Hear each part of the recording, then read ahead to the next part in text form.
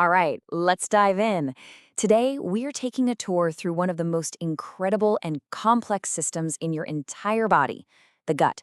And trust me, it's so much more than just a tube for your food.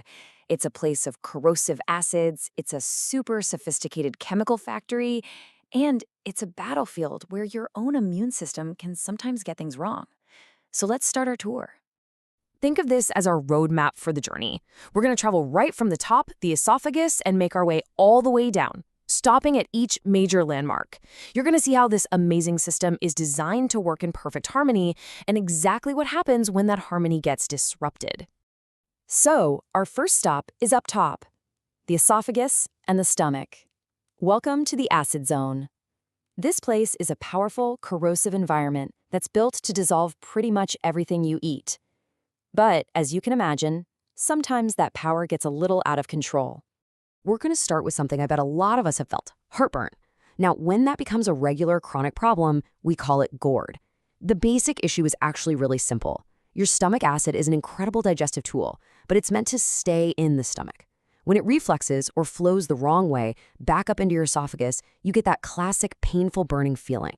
So why on earth would acid go the wrong way? Well, a lot of the time it's basically a mechanical problem.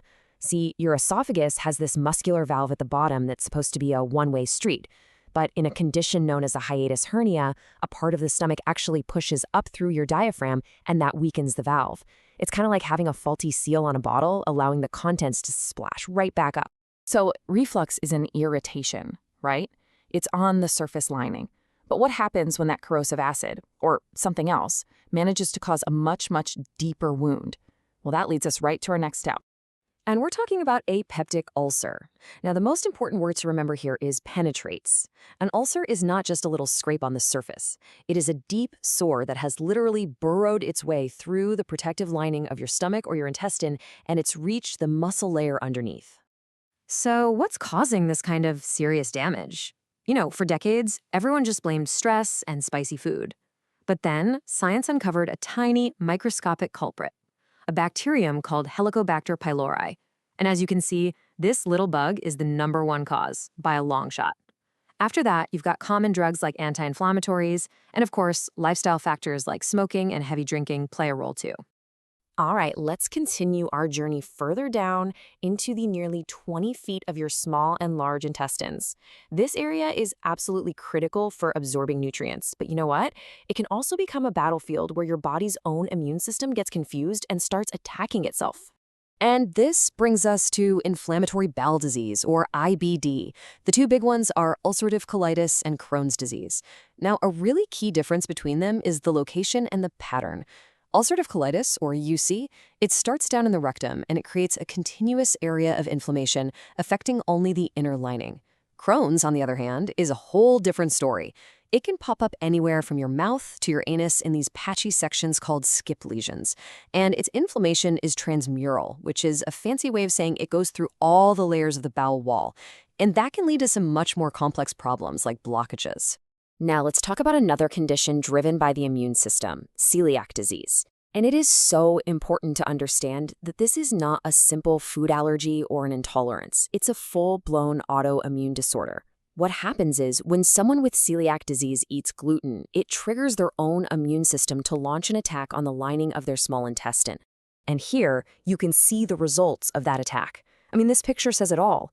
On the left, you see these healthy villi. They're tiny, finger-like projections that create this huge surface area for absorbing all the nutrients from your food. But on the right, in someone with celiac disease, those same villi have been blunted, flattened, and destroyed by the immune system's assault.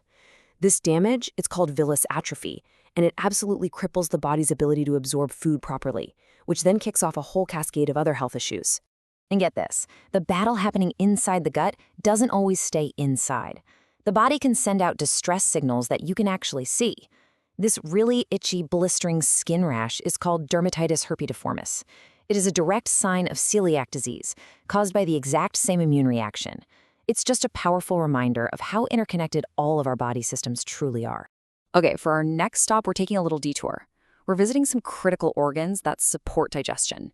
Now, they aren't part of the main tube we've been following, but they are the body's absolutely essential chemical factories, the pancreas and the liver. So let's get our bearings on the map again. We are zooming in on these two powerhouses right here. The pancreas, it produces these incredibly powerful digestive enzymes. And the liver, well, the liver is the master chemical processor, the detoxifier, and the nutrient manager for your entire body. So what happens when the pancreas comes under attack? Well, the result is acute pancreatitis.